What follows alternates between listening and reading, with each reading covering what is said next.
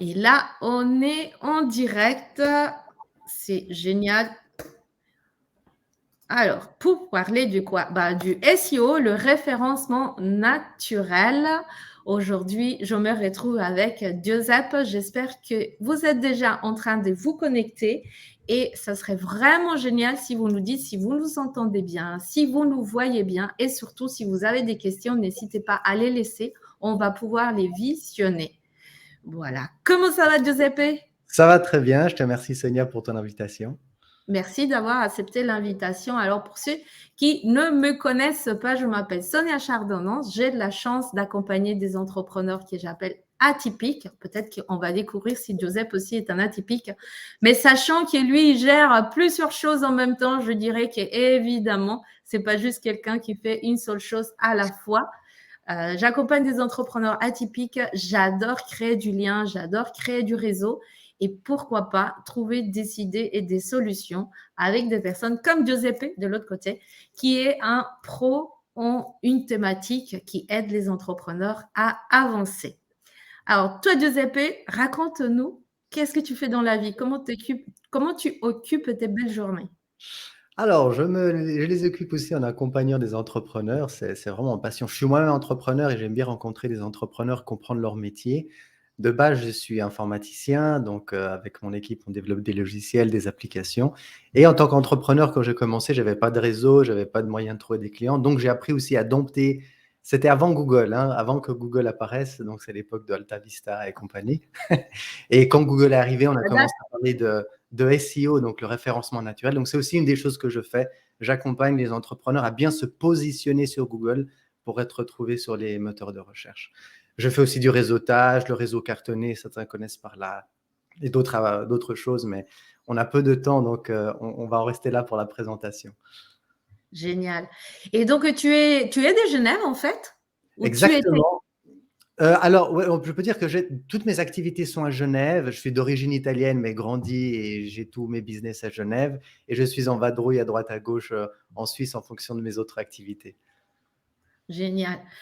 Pourquoi un entrepreneur doit passer un certain temps sur le SEO, justement? Parce que SEO, c'est des mots, on ne sait pas toujours qu'est-ce que c'est exactement. On peut le voir souvent, hein, ça s'écrit en Mhm. majuscule. Quand on Mhm. le traduit, ça ne nous dit pas forcément ce que c'est et à quoi ça sert. D'accord, d'accord. Alors oui, c'est en majuscule parce que c'est un acronyme. C'est pour Search Engine Optimization, donc optimisation pour les moteurs de recherche. Ça correspond en fait à toutes les actions que va faire un éditeur de site, un propriétaire de site, sur son site, mais aussi autour de son site, pour que Google apprécie le site et pour que Google se dise, oui, ce site vaut la peine d'être numéro 1, numéro 4, numéro 125 sur ses résultats. Donc c'est tout ce qu'on fait pour être bien positionné sur les moteurs de recherche. On appelle aussi ça en français le référencement naturel ou le référencement organique. En Alors, juste, opposition à la publicité payante, c'est pour ça qu'on dit naturel. Parce que la voilà. publicité payante, c'est le SEA. A, c'est pour advertising. Et SEO, O, c'est pour optimisation. J'ai des petites fenêtres qui s'ouvrent. Voilà. Ouais, j'ai entendu, c'est pas grave. Voilà, voilà. Donc, c'est un peu comme me dire, pour les entrepreneurs, c'est un peu plus compliqué parce que c'est vrai que c'est technique. Moi, je connais un petit peu, je suis pas du tout spécialiste, mais je connais un petit peu. C'est un peu Mhm. comme si tu fais des super bons croissants, hein, c'est les meilleurs de la ville. Tu Oui, as un magasin, sauf que ton magasin, il se retrouve au tout fin fond de la ville et c'est ça. personne n'est au courant que tu existes. Par contre, toi, avec ton référencement naturel, tu mets des mots spécifiques pour quand les gens cherchent boulangerie, on te trouve très vite. Est-ce que c'est ça? Alors, il suffit pas de mettre des mots spécifiques, mais le but, c'est ça, c'est être trouvé sur la jungle qui est Internet. En fait, ce qu'il faut comprendre, c'est que lorsque quelqu'un va chercher meilleur croissant de Genève, par exemple, eh ben, Google, il a que 10 places. Il va mettre les 10 sites qui, selon lui, sont les meilleurs. Et la question qu'on doit se poser, c'est comment je fais pour occuper ma place en sachant que les 3 premiers vont rafler 70 à 80% du trafic. Donc, si quelqu'un cherche meilleur croissant de Genève, la première position va prendre 50% de tous les clics, la deuxième position beaucoup moins, et la troisième, en cumulant, on arrive à 70-80%. Si on est déjà en page 2 de Google, on n'existe pas. Personne ne se rend sur la page 2 de Google lorsqu'il fait une recherche. Ouais, c'est vrai. Mais du coup, quand on dit naturel, ça veut dire que tu peux nous expliquer la Bien, différence entre les bien deux? sûr, ouais. C'est en opposition au référencement dit payant. Alors, référencement payant, c'est quoi? C'est qu'on va payer Google pour mettre nos annonces, nos publicités sur Google. Quand on cherche les meilleurs croissants de Genève, si quelqu'un a payé pour être là, il sera en réalité en tout premier et il y aura le petit mot annonce à côté de son résultat. Il peut y avoir 1, 2, 3, 4 annonces parfois. Sur mobile, ça occupe beaucoup de place. Et après les annonces, après les publicités, il y a les référencements naturels, c'est-à-dire ceux qui n'ont pas payé Google et donc sont naturellement là. C'est pour ça qu'on dit naturel, quoi. Mhm. Voilà. On peut Et en est-ce fait, que c'est cher? pardon, je t'en prie, oui. Est-ce que c'est cher? Alors, le référencement payant, le SEA, il va dépendre de la concurrence, donc ça va dépendre de combien ont misé les autres. Si tu es Mhm. la seule à vouloir ta publicité, donc là je parle du SEA, hein, on n'est pas dans le référencement Mhm. naturel. Si tu es la seule, ben, tu vas mettre peu d'argent et Google a un seul client, donc il va te donner ta place. Tu vas acheter des mots, des expressions. Alors que le référencement naturel ne coûte rien dans le sens qu'on ne donne pas de l'argent à Google, donc c'est gratuit, Google ne demande pas de l'argent, on ne peut pas corrompre Google. Ça va coûter par contre du temps et des énergies si on le fait soi-même, et ça va coûter de l'argent si on se fait accompagner par un consultant, ou encore plus si on est auprès d'une agence SEO, une agence de référencement qui fait le travail pour nous. Donc oui, ça peut être cher en fonction de la concurrence qu'on a en face de nous. Donc, plus, D'accord. moins on a de concurrents, moins c'est cher. C'est le marché du business. C'est la règle du business. Et pour que ça soit naturel, qu'est-ce qu'on fait? Alors, pour que ce soit naturel, ben, on ne paye pas Google. Et qu'est-ce qu'on fait? C'est qu'on optimise son site pour ressortir. Donc, il y a 3 axes sur lesquels on doit travailler en référencement naturel. Le premier axe, c'est la technique, c'est-à-dire Mhm. avoir un site qui est techniquement impeccable, qui plaît à Google. Il faut savoir que Google dépense de l'argent pour faire ses calculs, pour aller sur un site. Il dépense de l'argent dans le sens que ici, c'est des serveurs, c'est de l'énergie électrique, c'est de la data.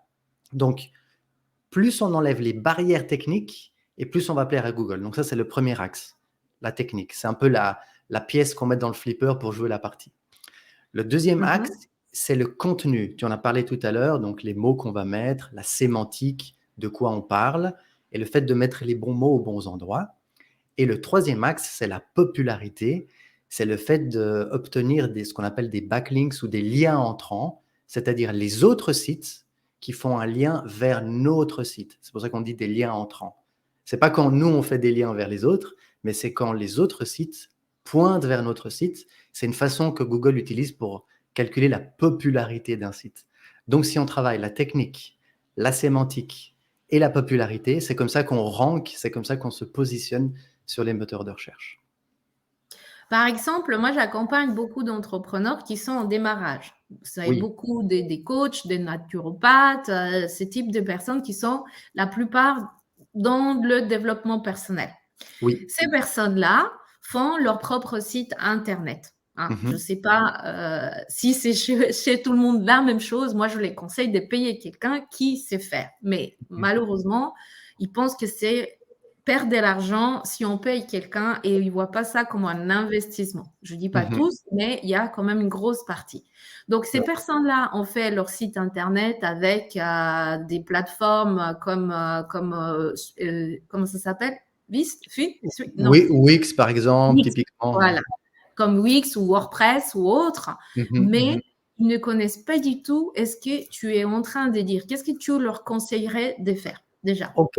Alors, déjà, la première chose que je dis, c'est je comprends tout à fait que lorsqu'on est un entrepreneur, un solopreneur, ou voilà, ça dépend le domaine où on est. Si on démarre, on n'a pas beaucoup de budget. Donc je peux comprendre qu'il y a pas tout le monde qui a X 1000 francs à mettre pour payer un professionnel. Donc ça, c'est quelque chose que je peux comprendre. Et fait est mieux que parfait. Donc mieux vaut avoir un site fait par soi-même que de pas avoir de site du tout. Ne serait-ce que pour, voilà, commencer à mettre en place quelques idées ou savoir qu'est-ce qu'on veut sur son site. Donc ceux qui l'ont fait, voilà, je ne suis pas pour les culpabiliser, mais je suis d'accord que c'est mieux d'avoir un site fait par un pro, mais voilà, fait est mieux que parfait. La première question que peuvent se poser ces personnes, et probablement elles l'ont déjà remarqué, c'est: «Est-ce que Google me connaît?» Parce qu'après avoir fait un site, souvent il y a la déception de dire: «OK, j'ai mon site, mais personne ne vient sur mon site, j'ai pas de trafic». Et c'est ça qu'il faut d'abord commencer par comprendre, c'est que Google ne peut pas automatiquement connaître l'existence d'un site. Google n'est pas Internet.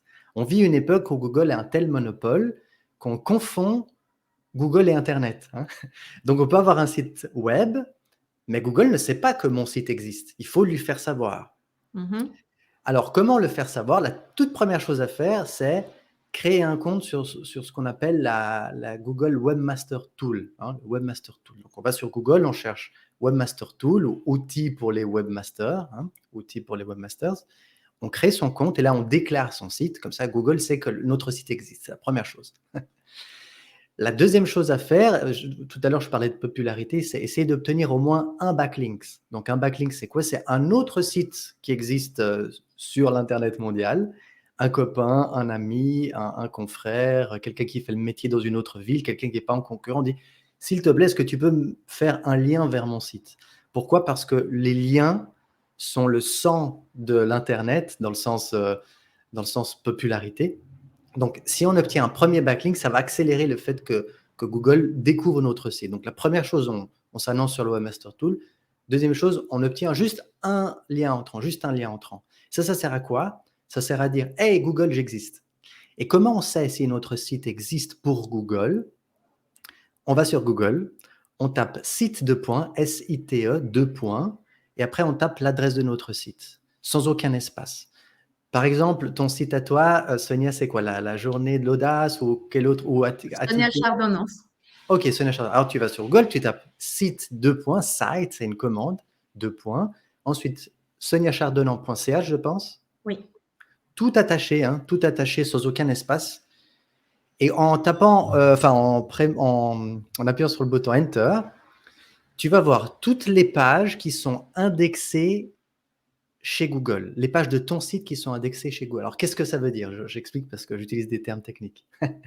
Quand on va sur Google et puis on tape Sonia Chardonnant avec un espace, Mhm. Google, il n'a pas la capacité de chercher sur Internet. C'est pas possible parce que l'Internet est composé de milliards de devices et de serveurs.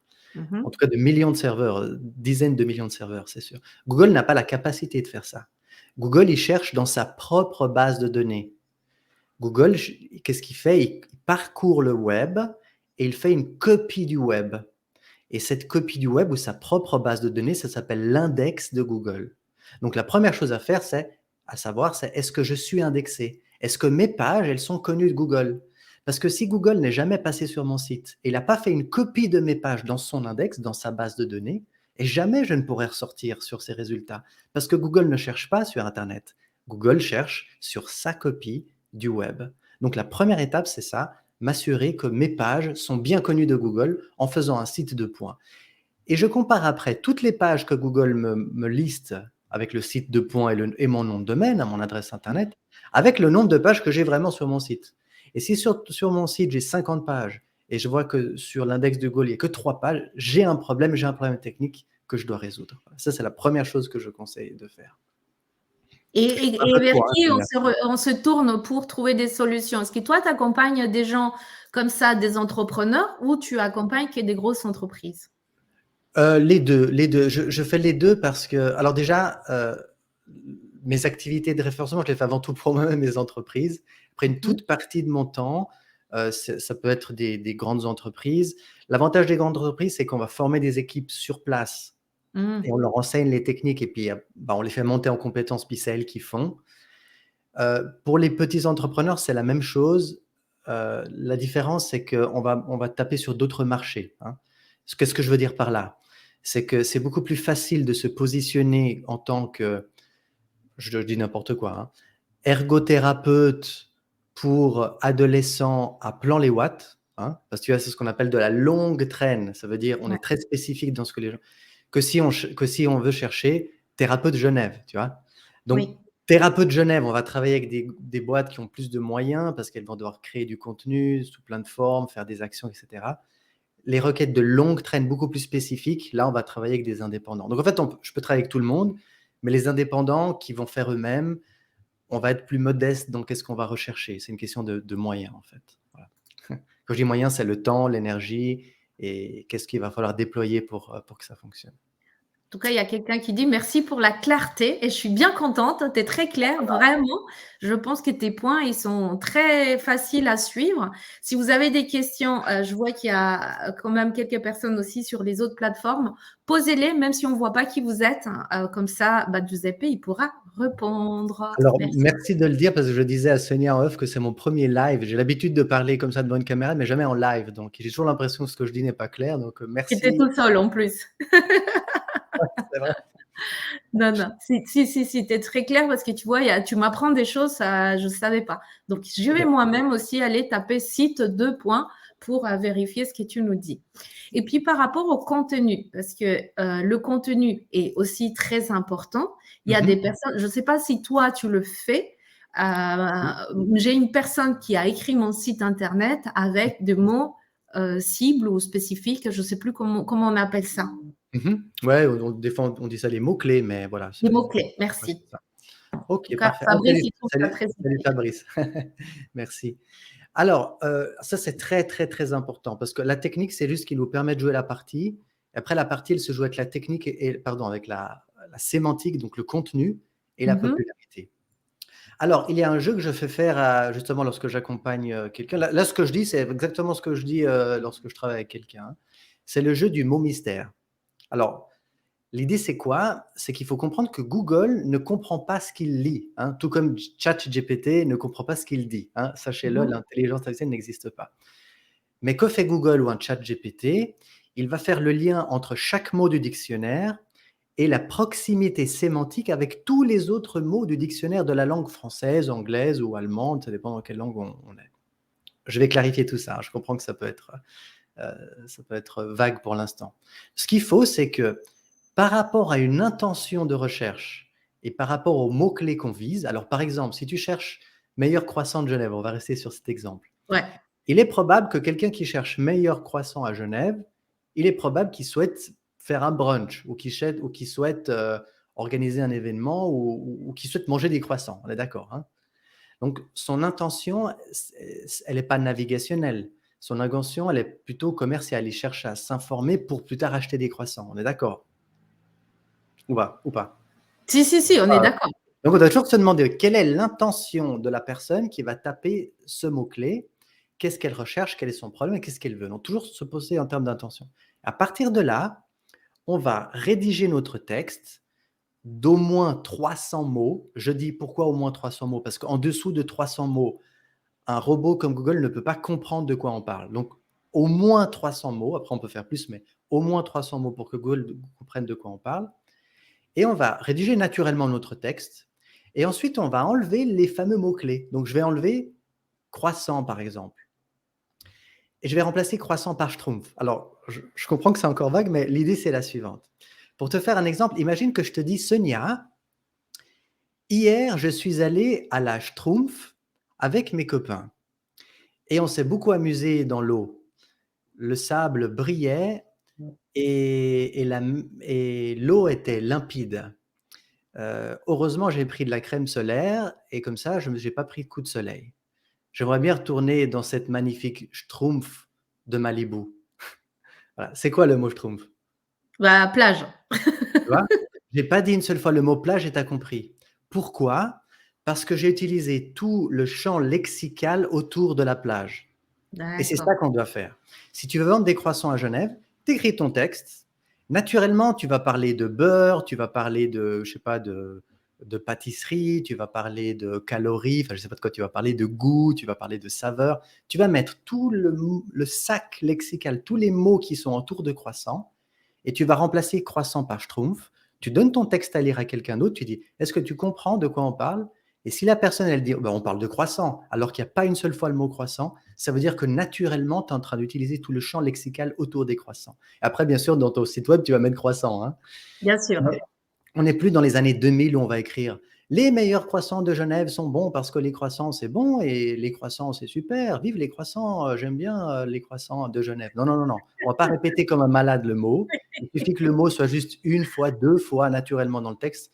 Et autour, on va mettre tout le champ lexical autour du croissant. Alors, il y a des outils pour faire ça, hein.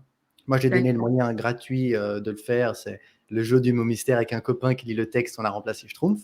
Mais il y a des outils où on lui dit croissant et lui, il nous dit tous les mots qui vont avec croissant, quoi. Donc, en fait, Google, qu'est-ce qu'il fait? Il calcule la proximité sémantique de chaque mot du dictionnaire avec les autres mots. C'est des algorithmes mathématiques derrière, quoi. Voilà. Ouais.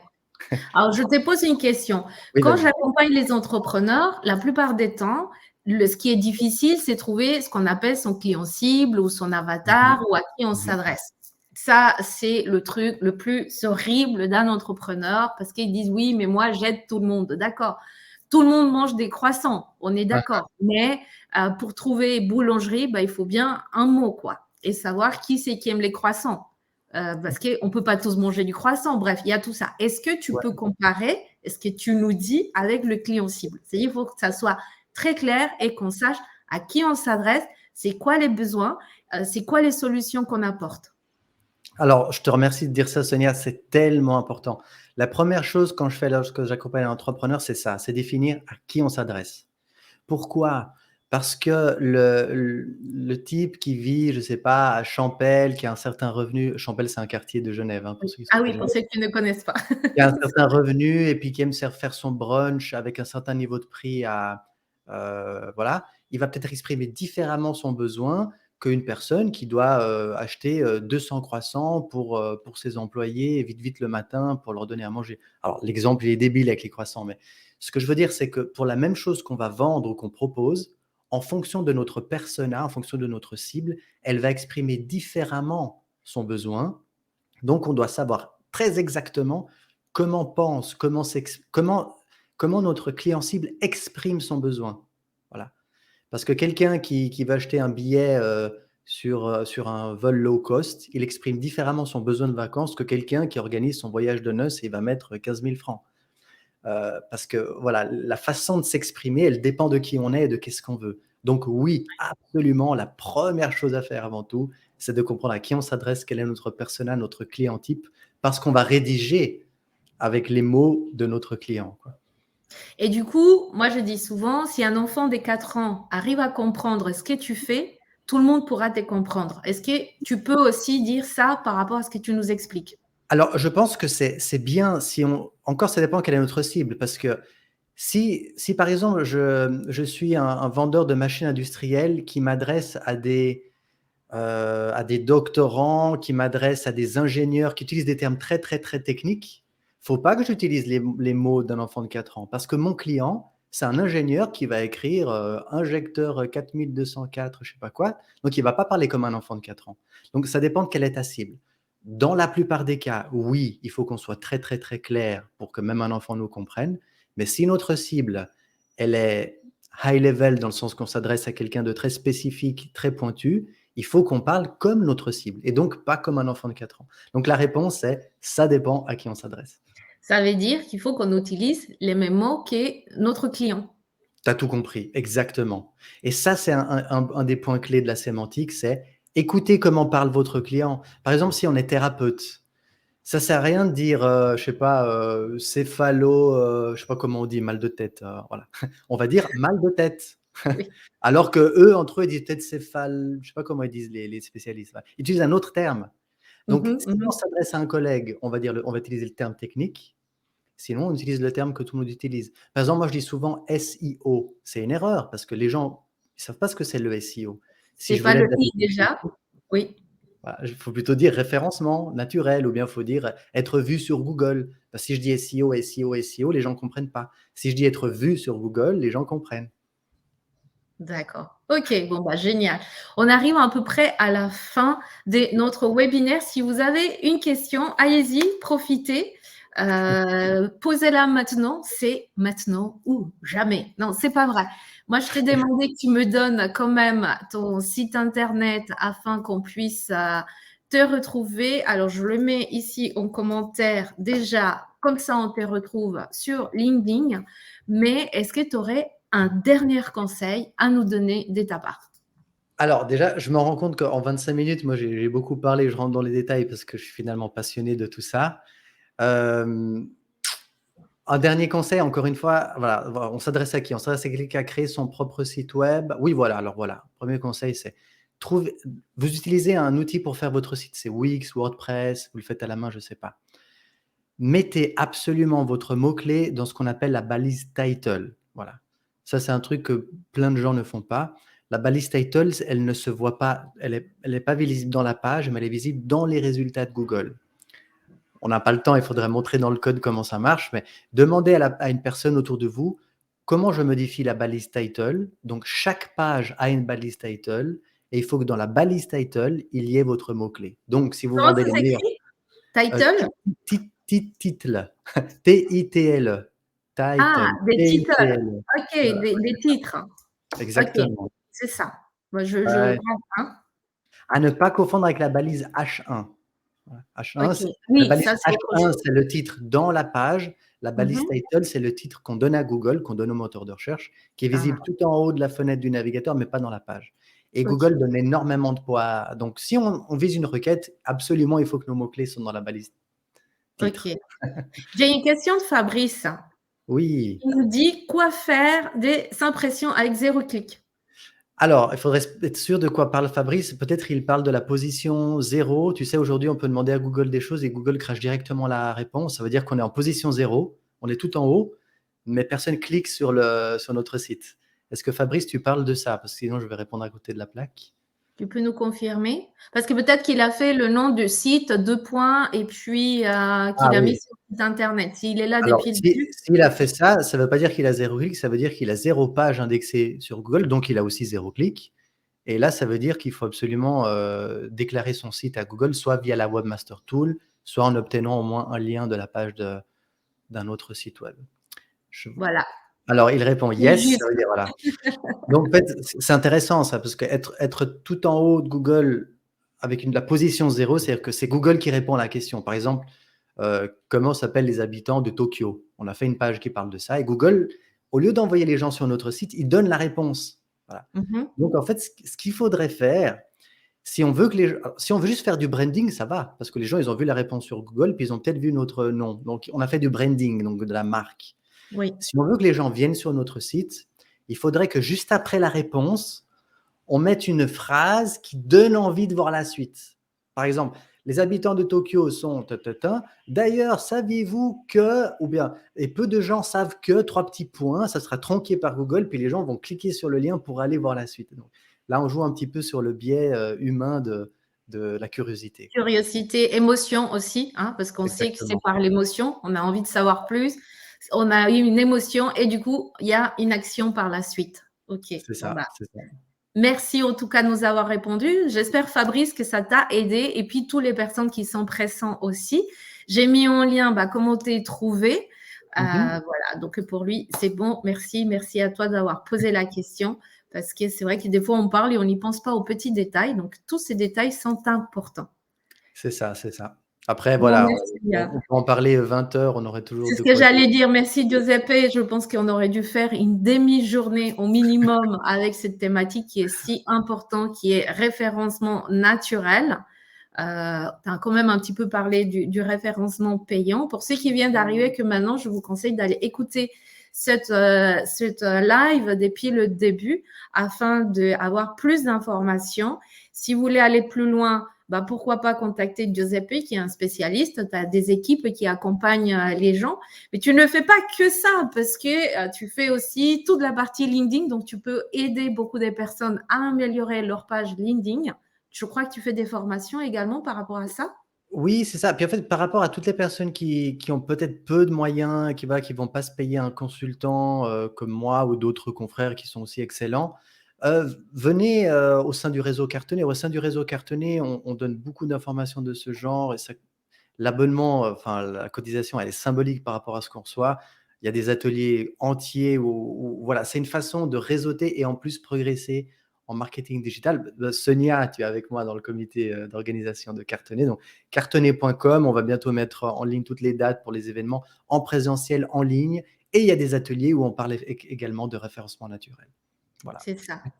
Alors, c'est très, très, très bientôt. On va bientôt donner les dates afin de se retrouver aussi en vrai, hein, C'est vu ça. que le Covid n'est pas fini, mais c'est beaucoup calmé. Giuseppe, il propose maintenant des rencontres en présentiel. Donc, vous avez les deux possibilités. Alors, Mmh. allez-y, cartonnet.ch. Exactement, .com, .ch, les 2 vont bien. .com.ch, les 2 fonctionnent. Bon, merci Voilà. à tous. Très bon appétit. Merci Giuseppe. Avec plaisir Sonia, à bientôt, salutations À à tous. bientôt. Bye bye. Ciao, ciao.